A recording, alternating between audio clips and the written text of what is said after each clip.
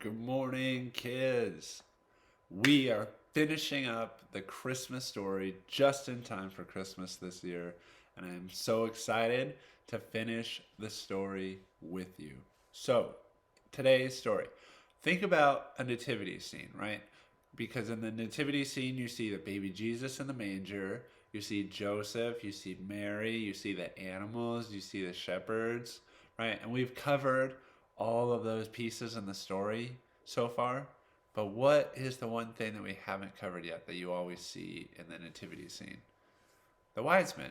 We haven't got to the wise men yet. But the thing I want you to remember is even though they're all together in a nativity scene, in the real story, the wise men actually come much later. They don't make it on the night of Jesus' birth. They come much later. So, there's these wise men. They're very wise, right? They read a lot of books and they have all these traditions that they're aware of. And one of the things they're aware of is that they always look to the stars for like what might happen in the future or a lot of different things that they're looking at for signs for. And one of them they're looking for this star. And the star will lead them to a new king. And guess what? They see the star in the sky. But now the king at the time, the current king, his name is Herod. And do you think Herod wants a new king to come? He does not. But he's crafty. He's sneaky. So he comes up with a lie. And he tells the wise men, he says, "Oh, I would love to meet this new king. I would love to meet him."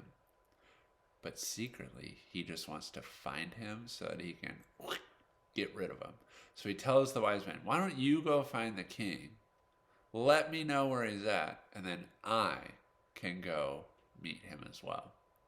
And so the wise men, they head off on their journey to go find this new king.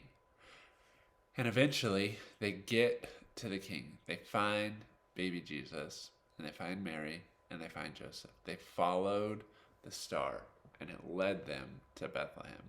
And when they got there, they had these gifts that they were ready to give to Jesus, right? And they had three of them.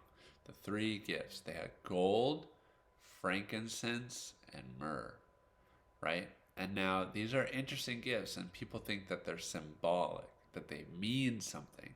And that gold is a gift that you would give a king, right? It's regal, it's royal. And so it symbolizes how Jesus will be king, right? And the frankincense is this beautiful, beautiful scent, right? And it would again symbolize like the prestige, the honor that Jesus would carry. But then myrrh is a very interesting gift because myrrh is another type of spice, like a fragrance, but you would put it on a dead body to cover up the smell. And so people think this symbolizes what Jesus would one day do, right? That he would die as a part of God's rescue plan for all of humanity. And so they give Jesus these very interesting gifts. And I'm sure Mary was like, "Wow, thank you. Mostly for the gold, but we'll use the other stuff too," right? But the wise men, they're not called wise men for nothing. They knew that Herod was up to no good. So when they got back, they did not tell Herod the exact location of Jesus so that Herod would not be able to find him and carry out his nefarious deeds.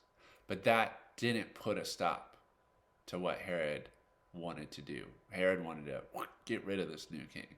And Herod, he would press on. But that story is for next week, right? We have now completed our nativity. We've talked about the amazing news that Mary received and Joseph received from the angel. We talked about their amazing journey to Bethlehem and the miraculous birth that happened and how the shepherds came to be a witness to it.